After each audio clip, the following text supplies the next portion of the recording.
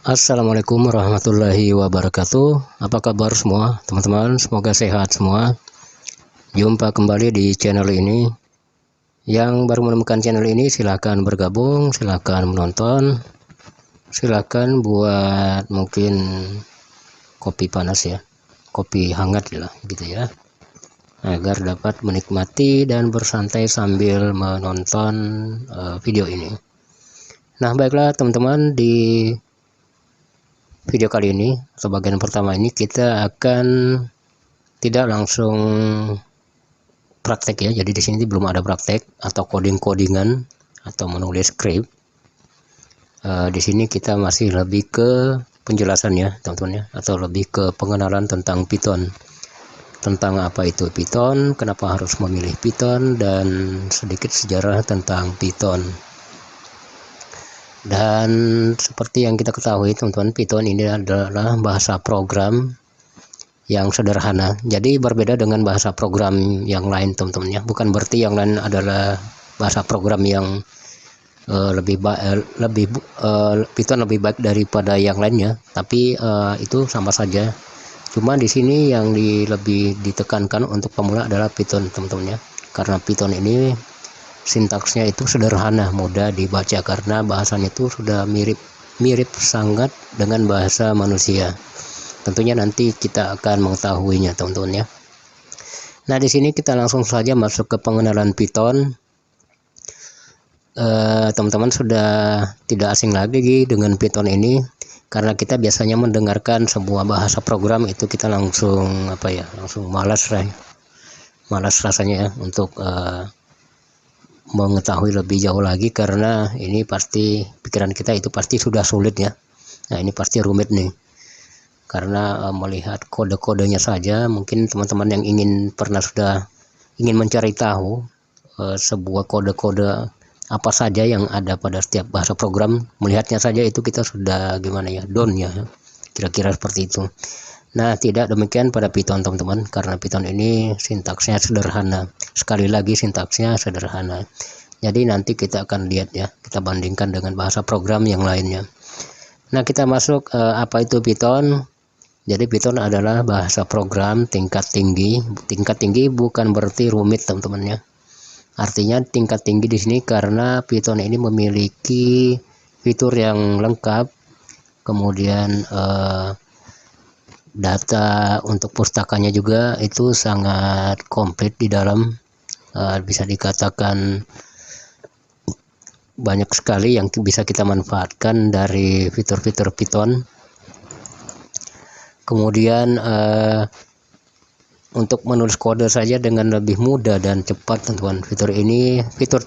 Fitur yang ada di dalam Python ini atau sintaksnya sederhana, struktur data yang kuat, berbagai modul dan pustakanya juga ada, dan dukungan luas untuk berbagai platform. Dengan menggunakan Python ini pengembang dapat menulis kode yang lebih efisien, artinya sederhana ya, lebih disederhanakan, dan kita dapat membuat aplikasi dengan kompleks dengan lebih sedikit usaha. Nah ini menandakan bahwa ini sekali lagi dia mengisyaratkan ini adalah sebuah bahasa program yang sederhana. Kemudian Python ini adalah berbasis interpreter dan berorientasi OOP atau nanti kita jelaskan teman-teman ya apa-apa saja yang bertanda merah ini. Python ini fleksibel, mudah dipelajari. Fleksibel artinya bisa digunakan atau diinstal di berbagai macam perangkat seperti komputer, mungkin yang menggunakan sistem operasi Windows atau Linux mungkin, atau yang lainnya. Kemudian bisa dijalankan juga di perangkat Android kita, bahkan di yang menggunakan Apple ya. Dan di sini Python juga dikenal karena bisa digunakan untuk di bidang analisis data, pengembangan website, dan banyak lagi, atau aplikasi dan apa saja. Atau ini biasa disebut dengan general purpose.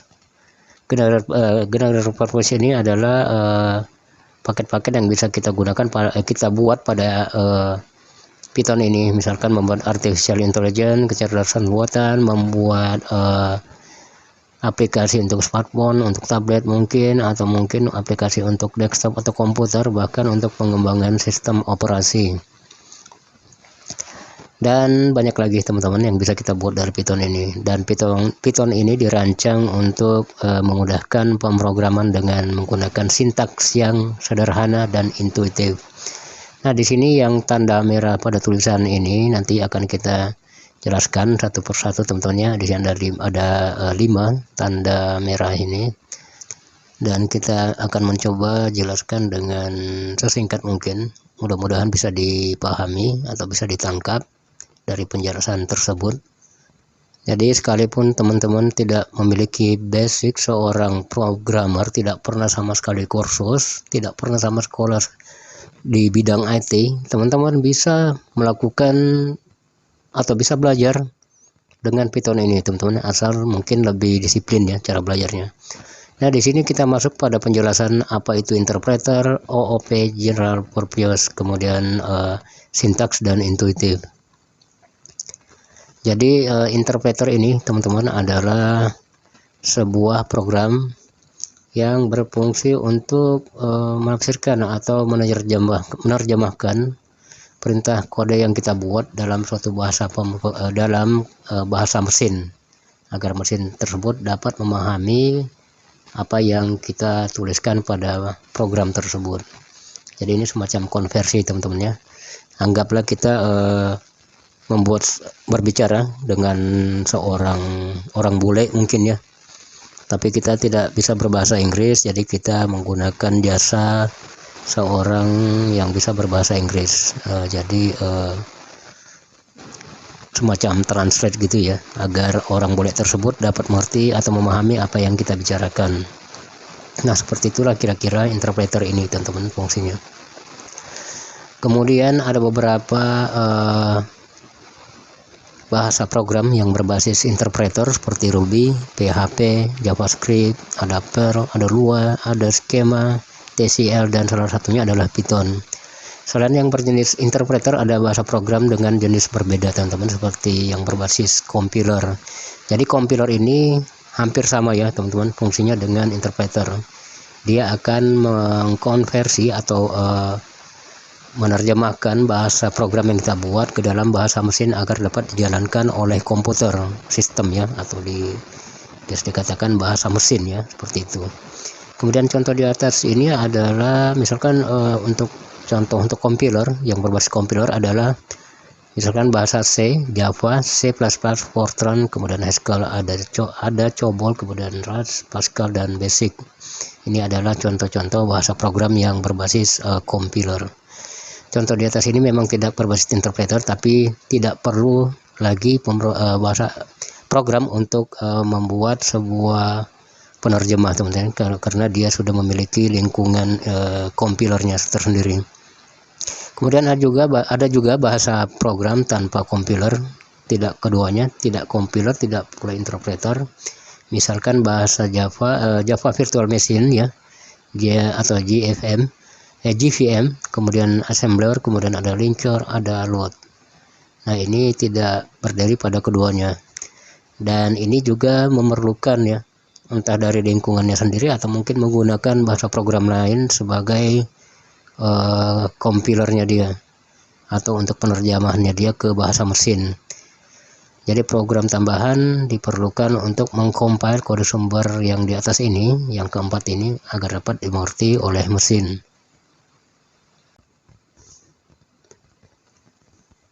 Berikut adalah contoh kode program dalam bahasa C ya. Kita ambil contoh bahasa C yang belum dikompil dan hasilnya setelah dikompil.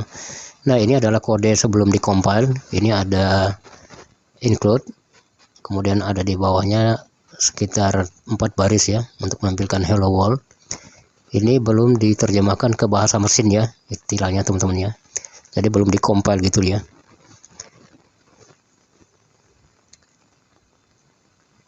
Dan berikut hasilnya setelah dikompil.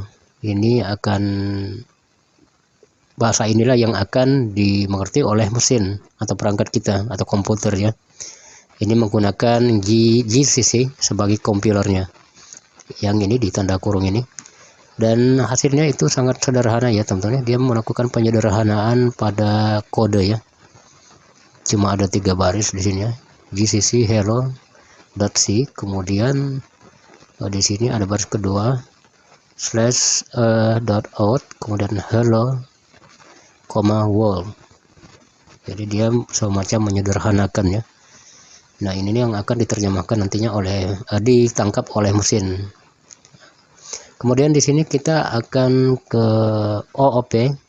OOP adalah sebuah metodologi. Ini semacam metode pemrograman atau biasa disebut dengan paradigma pemrograman. Jadi ini cara pola sebuah pemrograman atau metode lah gitu ya. Untuk pemrograman berjenis OOP. Jadi ada banyak jenis metode atau paradigma yang biasa kita sebut di pemrograman. Di sini ada 10 yang sejauh ini kita ketahui. Tapi sebenarnya di antara 10 ini ada yang sama teman-teman ya. Cuma agak berbeda dengan jika kita terangkan secara spesifik, ini agak berbeda, tapi intinya ada yang sama di sini. Ini ada 10 di sini teman-teman, yaitu imperatif atau prosedural, kemudian fungsional, deklaratif, objek orientasi atau OOP yang ini nomor 4 ini. Kemudian berorientasi data dan sebagainya teman-teman ya. Jadi itu adalah 10 jenis paradigma pemrograman. Itu tergantung kebutuhan teman-teman, bisa orang menggunakan itu. Orang bisa menggunakan misalkan OOP ini yang sangat kompleks penggunaannya, karena kita bisa menggunakan pemrograman lebih daripada satu objek. Jadi banyak sekali yang kita bisa gunakan dengan OOP ini. Kemudian apa itu sintaks? Sintaks adalah merupakan kata dari bahasa Belanda ya. Kata asal dari bahasa Belanda, yaitu ilmu mengenai prinsip dan aturan untuk merangkai kalimat. Nah, di dunia programmer, arti kata ini tidaklah berbeda teman-teman, karena pada bidang bahasa programmer sintaks juga diartikan sama seperti tentang bagaimana aturan yang menentukan bagaimana kita membuat bagaimana kata atau frasa atau klausa dalam bahasa tertentu yang disusun dan membentuk sebuah kalimat yang memiliki arti. Kemudian itulah yang disebut nanti bahasa programnya. Contoh pada gambar berikut ini adalah sebuah sintaks untuk bahasa Python. Ini semacam kata-kata ya, atau semacam bahasa program yang kita buat semikian rupa, yang memiliki arti atau maksud dengan berbagai susunan kata, atau mungkin ada beberapa karakter tanda-tanda di situ ya, tanda koma atau kurung kurawal. Nah, itulah yang dimaksud dengan sintaks. Jadi kita menuliskan sesuatu program dengan maksud tertentu. Nah, seperti itulah kira-kira teman-teman ya, gambaran sintaks itu. Kemudian kita beralih ke nomor 5, yaitu intuitif. Dari asal katanya yaitu intuisi teman-teman ya. Intuisi ini semua orang memiliki intuisi. Ada intuisinya tajam, ada yang intuisinya tidak begitu tajam. Ini bisa disebut insting teman-teman ya. Mungkin pada hewan pun intuisi itu ada. Jadi intuisi itu adalah arti dari adalah kualitas yang memungkinkan seseorang untuk merasakan atau memahami atau menilai sesuatu tanpa menggunakan analisis logis. Ini berarti bahwa seseorang dapat memahami konsep atau situasi tanpa berpikir terlalu jauh tentang hal itu. Intuitif biasanya didefinisikan sebagai insting ya, atau pengertian tanpa pemikiran yang bersifat intelektual. Jadi tidak harus cerdas dulu kita orang memiliki intuisi ini atau intuitif ini. Orang-orang yang intuitif biasanya dapat mengambil keputusan dengan cepat dan tepat tanpa banyak pemikirannya. Misalkan contohnya begini, di kehidupan sehari-hari ya. Misalkan kita supir nih, saya supir misalkan. Kemudian saya melajukan kendaraan saya di atas jalan yang saya lihat dari kejauhan. Di jalan itu mungkin sekitar 100 meter ke depan itu ada lumpur ya di jalanan. Maka saya memiliki instingnya yang bisa menganalisa apa yang terjadi jika saya masih tetap melajukan kendaraan saya dengan kelajuan yang tinggi. Nah, jadi di situ tentu saja saya bisa mengambil keputusan agar selamat dari perjalanan saya. Tentu saja saya akan mungkin mengurangi laju kendaraan saya ya. Jika mungkin saya melakukan pengereman, seperti apa yang terjadi, atau mungkin jika saya terus melaju seperti apa yang akan terjadi. Nah, di situ kita bisa menganalisa ya. Jadi mengambil keputusan juga bisa dari apa yang kita analisa ini. Nah, itulah yang disebut gambaran, itulah yang disebut intuisi ya, gambaran dari kehidupan sehari-hari misalkan seperti itu. Nah, untuk pada Python, intuisi ini juga ada ya, yaitu karena sintaksnya yang sederhana dan mudah dipahami. Hal ini memungkinkan pemrograman dapat dengan cepat memahami kode dan menuliskannya dalam waktu singkat. Bahasa ini juga memiliki banyak modul yang sangat memungkinkan pemrograman dengan cepat menulis kode yang kompleks tanpa harus menulis banyak kode. Nah, seperti itu teman-teman ya. Jadi menulis kode yang banyak tanpa harus menulis banyak kode. Artinya dia bisa menyederhanakan apa yang kita buat dari kode-kode tersebut ya. Atau di dalam Python ini juga terdapat yang disebut dengan koreksi kesalahan penulisan. Python menggunakan pustaka pemrosesan teks dan algoritma koreksi ejaan untuk mendeteksi atau memperbaiki kesalahan penulisan. Nah, di Python ini juga kita bisa melakukan pembenaran atau koreksi kesalahan jika kita sewaktu-waktu mungkin melakukan kesalahan penulisan sintaks ya. Seperti itulah kira-kira teman-teman ya. Nah, baiklah teman-teman, mungkin untuk saat ini demikian dulu teman-teman, karena ini penjelasan kita tentang pengenalan Python ini belum selesai karena sudah terlalu panjang mungkin ya. Nanti teman-teman mungkin merasa bingung kalau sudah terlalu panjang, jadi video ini saya bagi menjadi dua ya. Berikutnya kita akan menjelaskan tentang kenapa harus memilih Python dan sedikit sejarah tentang Python. Berikut versi-versi yang pernah dikeluarkan oleh Python mulai dari awal. Bisa dipastikan Python akan mengeluarkan lagi versi-versi selanjutnya. Nah, mungkin demikian dulu untuk sementara teman-teman. Semoga bisa dipahami apa yang saya sampaikan. Semoga bisa ditangkap. Kurang lebihnya dimaafkan jika ada kesalahan. Mungkin kita berjumpa lagi di lain waktu dengan sambungan dari video ini. Nah, baiklah teman-teman, semoga bermanfaat untuk sementara ini. Sekian dan wassalamualaikum warahmatullahi wabarakatuh.